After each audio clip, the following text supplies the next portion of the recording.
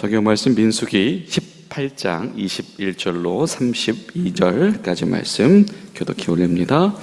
내가 이스라엘의 11조를 레위 자손에게 기업으로 다 주어서 그들이 하는 일 곧 회막에서 하는 일을 갚나니 회막에 가까이 하지 말 것이라 죗값으로 죽을까 하노라.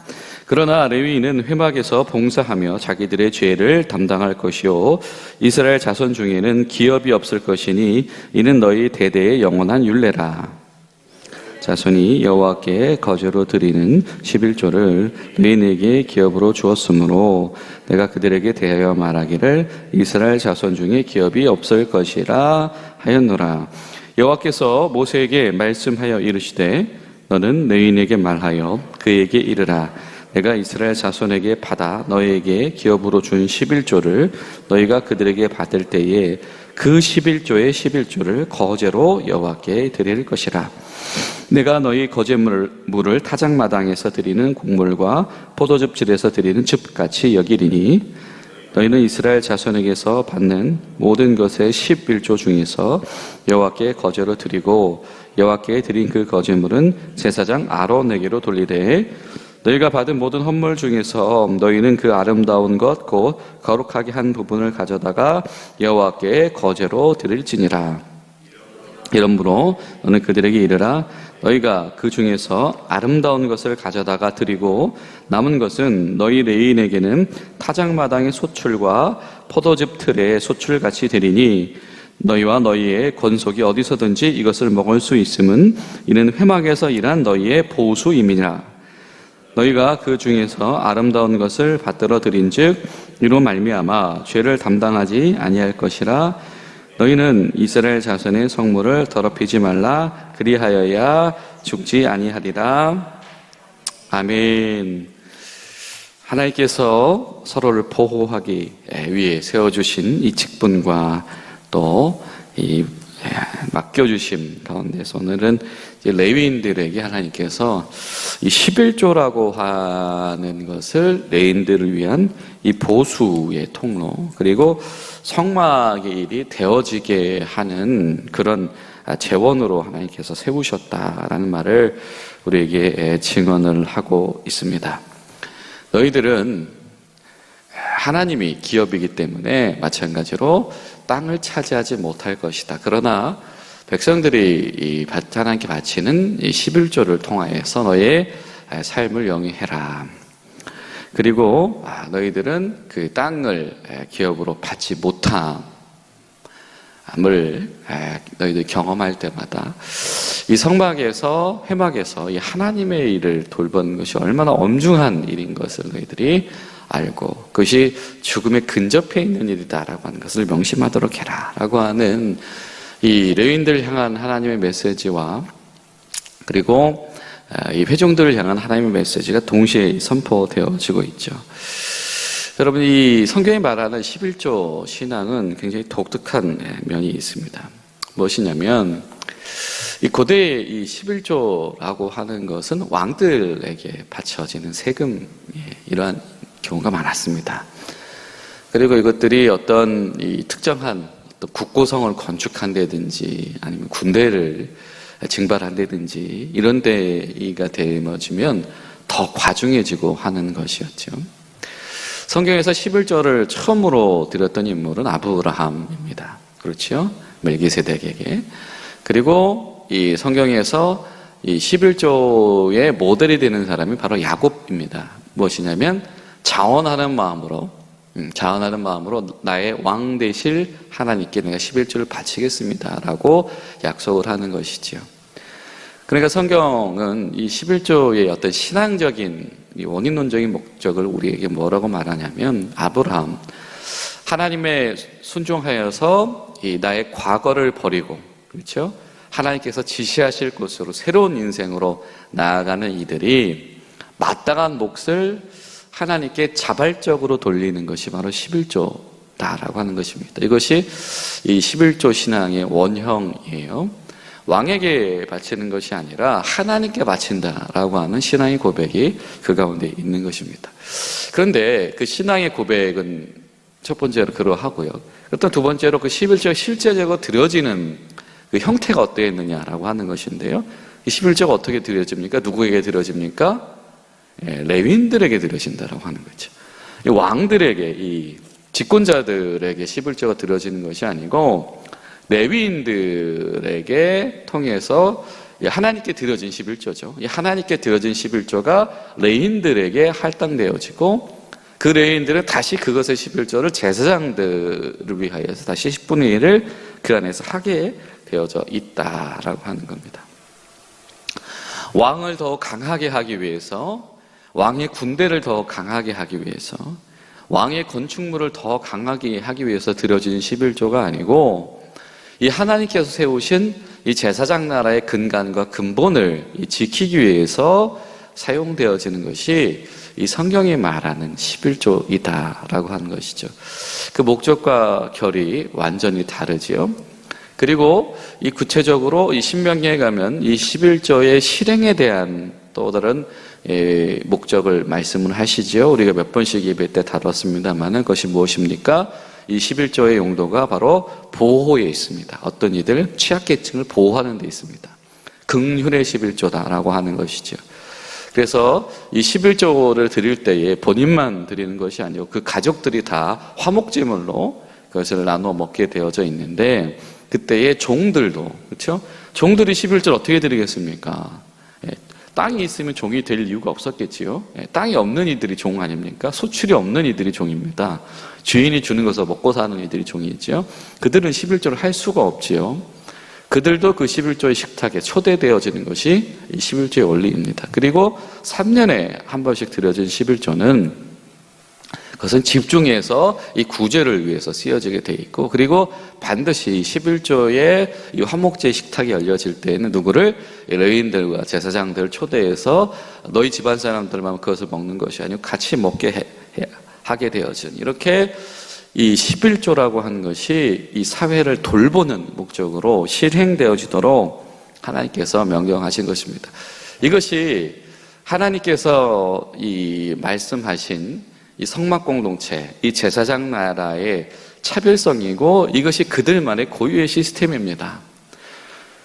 내가 부유해지고 내가 강성해지는 것이 아니고 어떤 정치 지도자가 강성해지는 것이 아니고 우리가 하나님께 마땅히 드림으로 말미암아서 우리의 본질이 지켜지고 우리 모두가 보호받게 되어지는 것, 이것이 바로 11조의 진정한 의미이다라고 하는 것이죠. 그러니까 이런 목적으로 하나님께 자원하는 마음으로 감사하러 드린다라고 한다면 11조가 무엇이고 10의 2조는 어떻고 10의 3조는 어떻습니까? 이것이 마땅히 드려질 수 있다라고 한다면 하나님 앞에서 더 복되겠지요. 그런데 여러분, 우리가 잘 아는 것처럼 사실 이 성경의 역사 속에서 11조가 제대로 지켜지지를 않습니다. 그리고 그때마다 비극이 찾아옵니다. 또 신약시대, 예수님의 시대는 어땠습니까? 예수님께서 이렇게 말씀하시죠. 이 성전 제도의 근간을 비판하십니다. 뭐라고 얘기하십니까? 너희들은 성경에 없는 향품의 11조도 제대로 만들어서 강요하면서 정작 하나님이 원하시는 자비와 긍휼이 전혀 실현되어지지 않고 이 백성들을 괴롭히기만 한다. 그러면 겉으로는 신령한 척, 신성한 척 의식하고 있다. 예수님께서 이 썩어져가는 이 기득권층이 되어버린 이 성전 제도를 신랄하게 예수님께서 꾸짖으시는 장면을 우리가 기억을 하고 있습니다. 마찬가지로 여러분, 이 사사기 시대를 봐도 이 11조의 이 의미가 제대로 구현되지 않았던 것 같습니다. 우리 어제도 이 사사기 17장의 말씀을 잠깐 나누었지만, 여러분, 이 여호수아서 21장에서 이스라엘 백성들에게 땅을 분배할 때에 반드시 이 각 지파별 땅 인근의 곳곳에 배치를, 서너 개씩을 배치를 해서 이 48개의 레인들의 거주지를 마련을 했습니다. 왜냐하면 이스라엘은 함부로 이 생물을 죽일 수가 없어요. 왜? 이것은 하나님께 드려질 때만 이 칼을 가하고 피를 보고 기름을 쏟을 수 있게 되어져 있습니다. 그렇죠?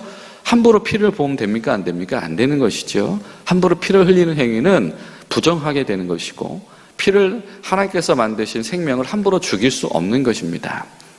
그렇기 때문에 이 피 흘려진 행위는 단 두 가지 목적을 위해서 사용되어집니다. 첫 번째 무엇입니까? 제사를 드릴 때이고, 두 번째는 동물을 섭취할 때인데 언제? 화목제물로만 먹을 수 있는 겁니다. 이것이 이스라엘 나라의 독특성인 것이죠.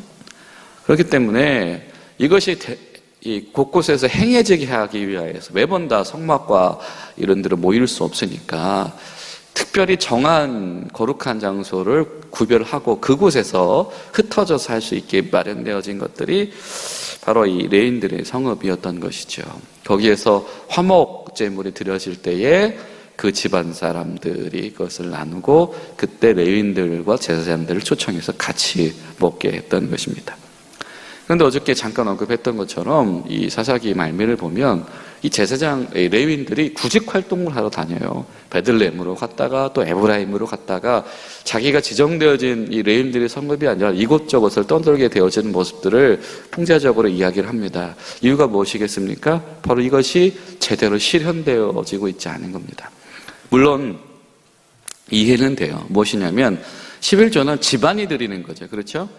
그러니까 집안의 식구가 아무리 늘어나도 집안 단위로 11조를 드리는 겁니다. 아버지가 드리는 거예요. 그러니까 이 사람이 늘어나는 거와 11조를 드리는 양이 정비례하지 않을 수가 있는 것입니다. 반대로 또 그와 동시에 일본 지파 사람들도 숫자가 늘어나지만 누구도 늘어나겠죠? 그렇죠. 레위인들도 늘어났을 겁니다. 그러니까 사실 이 11조가 실행되어지는 그 몫이 이 레위인들 앞으로 돌아가는 일이 생각보다 많지는 않았던 것 같아요. 그러니까 온전하게 들어진다고 해도 이것이 이 레위인들 앞으로 제대로 들어가기가 쉽지 않았던 것이. 그러니까 이게 하나님의 분깃이 되는 자들, 이 성막을 돌보는 일, 하나님의 명령을 준행하면서 그 일을 감당하는 이들의 삶이다라고 하는 것이 어떻게 보면은 일부를 제외하고는 굉장히 핍절했을 가능성이 있다. 그러니까 레위인들이 구직 활동을 하러 다니죠. 그랬더니 사람들이 어떻게 이 제도를 타락시키냐면 그 구직하러 활동하러 다니는 그 레위인들을 자기 집안의 사설 제사장으로 세우는 일들이 일어나는 겁니다. 하나님께 10분의 2 드리는 것이 아까워지기 시작을 하는 것이죠. 그래서 그 돈의 일부로 자기가 이렇게 봉급을 주면서 그 안에서 자신들의 산당을 만들고 그 안에서 예배의 행위들을 하는 것인데, 근데 안타까운 것은 온전한 예배가 드려질 리가 없었지요. 그래서 이 사사기서를 보면 그곳에 어떤 우상적인 것들을 다 같이 드라빔부터 점치는 것부터 시작을 해서 이것저것을 갖다 놓고 섞어 놓고 이 부자 되게 해준다라고 하는 어떤 신념이 있는 것들은 다 마련해서 자기 집안 이 재단 만들어 놓고 거기다가 하나님께서 구별하셨던 이 제사장직을 감당해야 될 사람들, 레위인들을 자기 집안의 사설, 자기 집안을 축복하는 그런 이들을 고용해버리는 이런 일들이 일어납니다. 결국에는 이 탐욕의 끝이 무엇이냐면 이 약속의 땅에서 이스라엘 민족 간의 내전으로 그것이 결론내어지게 됩니다. 하나님께 마땅히 돌려야 될 것들, 이 하나님의 시스템이 당연히 구현되게 애쓰고 노력해야 될 것들을 중단하고 그 여력을 자기들에게로 돌리는 이 탐욕의 선택을 했을 때에 그 결론이 무엇이냐면 민족 상잔의 비극, 내전이었다라고 성경은 고발하고 있다라고 하는 것입니다. 성경이 시종일관 전하고 있는 메시지가 하나가 있다라고 한다면 그것은 돌보는 것입니다. 지키는 것입니다. 하나님이 세상을 창조하시고 하나님의 사랑하는 자들을 이 세상을 지키듯이 하나님의 백성들도 지켜내는 것, 하나님의 나라, 하나님의 질서를 지켜내는 것, 그리고 하나님의 질서를 지키는 사람들을 보호해내는 것이 바로 하나님께서 명령하신 바였다라고 하는 것이죠. 그런데 그것이 제대로 되어지지 않았다. 오늘 이 레위인들에게 주시는 이 11주 제도도 사실은 그것이 올바로 성막 공동체의 실행이 지켜지도록 그것이 가능하도록 그 레위인들을 지켜내도록 하는 것이 하나님의 부르심이었는데 후대 이것이 실현되지 않았을 때 비극이 찾아온다. 그런데 여러분 우리가 기억할 것은 하나님은 광야 때부터 이것을 이미 지금 강조하고 계시다라고 하는 것입니다. 마음에 새겨라. 우리로 말하면 성령의 바람이 우리 가운데 불어오실 때 마음에 새겨라. 우리는 보호하는 자들이다. 이 하나님의 신앙의 이 중심을 보호해야 한다. 그리고 그것이 되어지도록 서로를 보호해야 한다라고 하는 것이죠. 여러분 오늘 하루 우리가 또 기도할 때 우리도 그런 마음으로 나아갈 수 있기를 소망합니다. 하나님, 우리가 어떻게 하나님의 신앙을 보호할 수 있겠습니까? 우리가 어떻게 이 교회의 공동체를 보호할 수 있겠습니까? 우리가 어떻게 하면 마땅한 바른 이 하나님 앞에서의 예배와 선교와 구제와 전도와 또 교제와 나눔이 되어질 수 있도록 우리가 어떻게 이 교회를 보호할 수 있겠습니까? 하나님 최선을 다하여서 기억하고 마땅히 하나님께 돌릴 것을 돌리며 또 하나님을 위하여서 온전히 쓰임받고 사용할 수 있도록 온 이들이 마음을 쏟는 그런 교회 되게 하시옵소서. 우리 그런 마음으로 함께 기도하며 나아가는 복된 하루 되시기를 예수님의 이름으로 축복합니다. 기도하시겠습니다.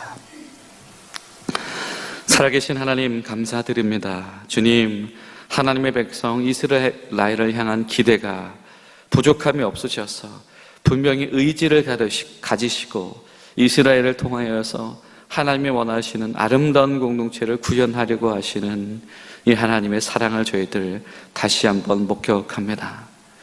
하나님께 몫을 돌리는 이들, 그 몫을 하나님께서 정하신 뜻대로 분배하게 하는 이들, 그 순종으로 말미암아서 마땅한 예배와 마땅한 돌봄이 실행되어지는 하나님, 이러한 하나님의 뜻이 우리 가운데서도 구현되어지길 원합니다.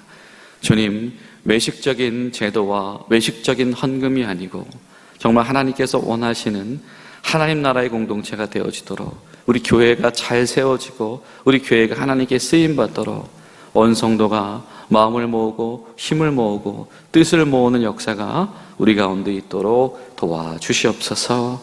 예수님의 이름으로 기도하옵나이다. 아멘.